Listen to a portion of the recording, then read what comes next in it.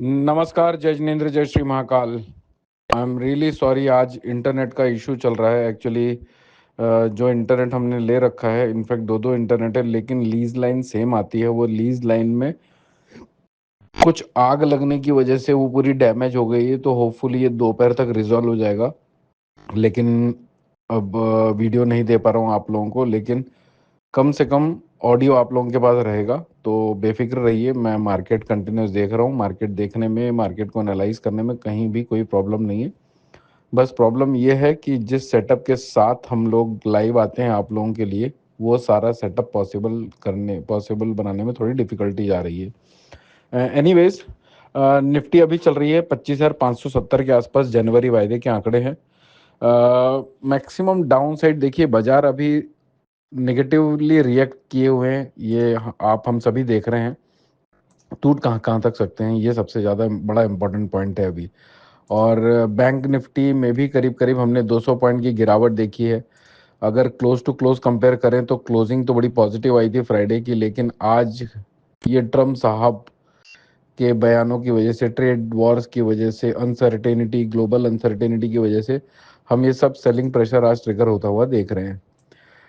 देखिए, ये सब न्यूज़ तो चलती रहेंगी। एक चीज़ मैं नोटिस कर रहा हूँ कि आज की डेट में आप किसी से भी पूछ लीजिए क्या स्टॉक मार्केट, इंडिया का स्टॉक मार्केट ऊपर जाएगा, तो वहाँ पर अगर आप हम 100 लोगों के साथ ये बातचीत करते हैं तो 90-95 लोग ये कहना पसंद करते हैं कि नहीं जाएगा जब तक ये ट्रम्प साहब अपनी गद्दी हॉट सीट पे बैठे हुए हैं।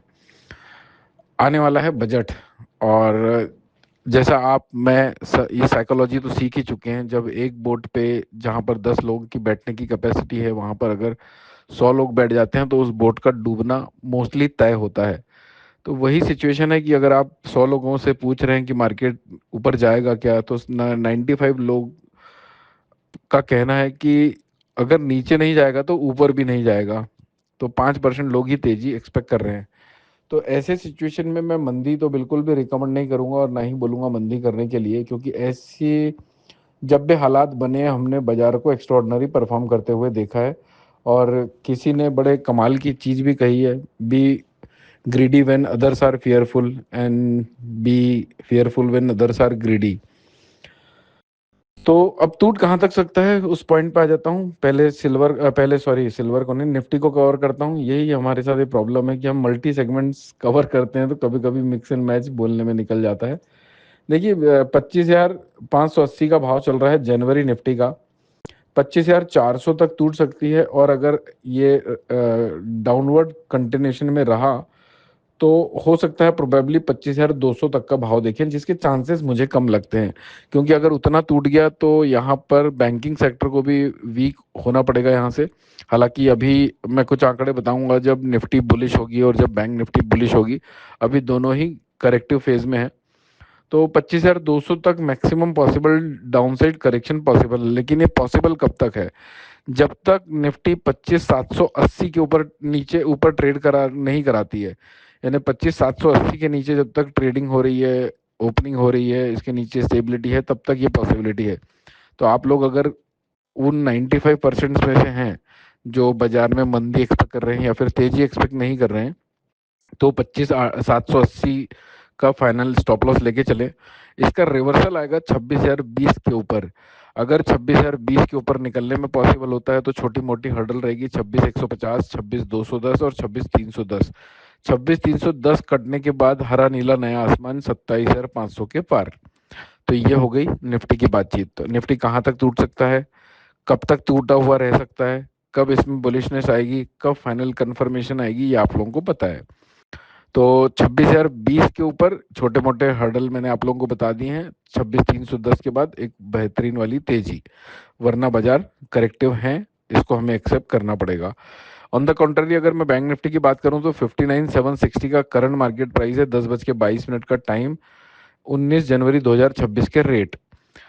58,800 तक टूट सकता है ये। और अगर बैंकिंग सेक्टर में कोई सेल ऑफ ट्रिगर होता है या फिर जिस तरह से माहौल बना हुआ है वो माहौल कंटिन्यू रहता है, तो 58,500, यानी पहले तो 58,900 को कटना पड़ेगा और फिर 58,500 की उम्मीद बनाएगा बाजार।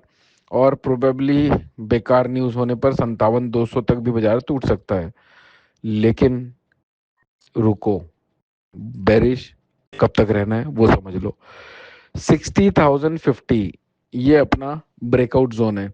60,050 के बाद 61,000 पॉइंट तक हम बैंक निफ्टी को आराम से देख सकते हैं। अब की बार अगर 60,050 के ऊपर निकलता है तो 61, 162, 500 और प्रोबेबली 64, 800 तक भी बैंकिंग सेक्टर यानी बैंक निफ्टी देखी जा सकती है।